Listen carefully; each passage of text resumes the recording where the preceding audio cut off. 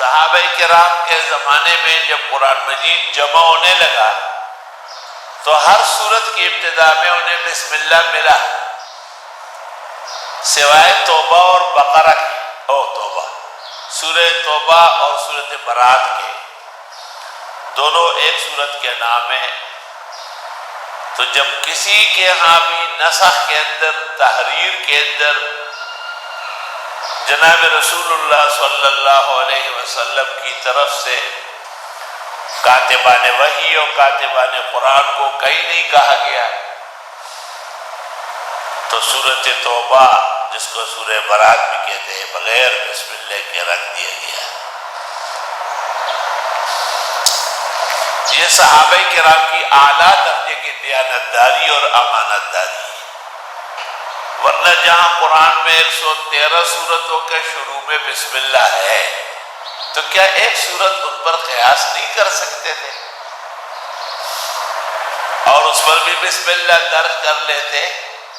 لیکن علی تحقیق حضرات اصحاب نے قرآن کریم میں اس قسم کی رائے زنی نہیں فرمائی،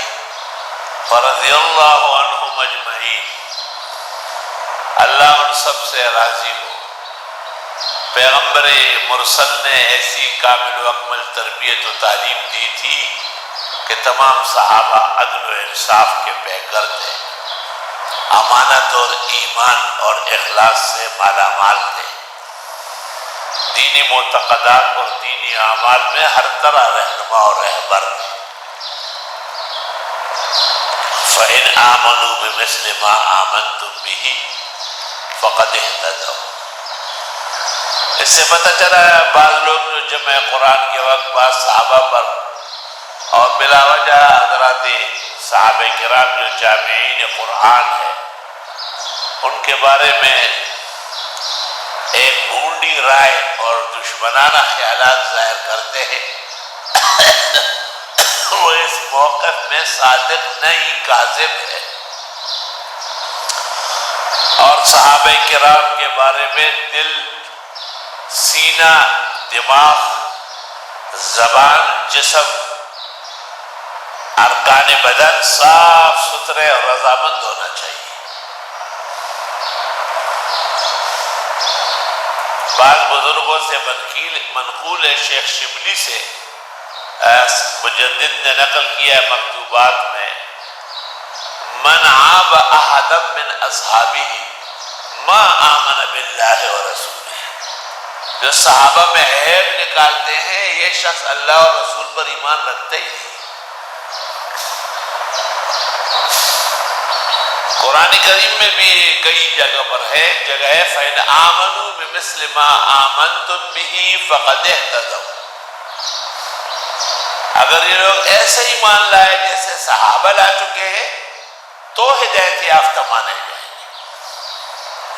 تو صحابہ کا ایمان، صحابہ کے اعمال، صحابہ کی صداقت، امانت، دیانت خداوند تعالیٰ کے ہاں حجت ہے، اور پوری امت کو حکم ہے کہ وہ ان کا اتباع کرے، ان کا انقیاد کرے۔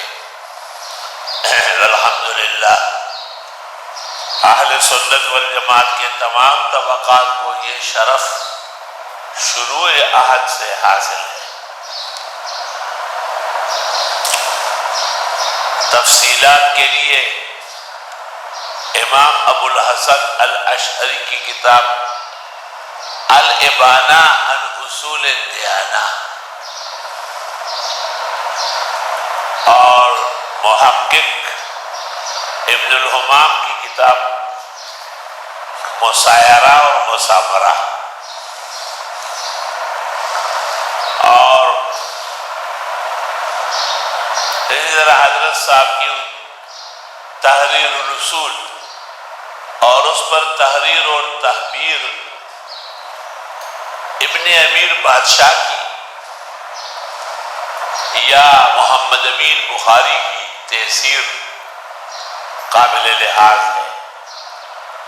اور اس سے زیادہ پھر العواصم من القواسم میں ہے جو ابو بکر محی الدین ابن العربی نے جو امام غزالی رحمۃ اللہ علیہ کے خاص شاگرد ہیں، انہوں نے جمع فرمایا۔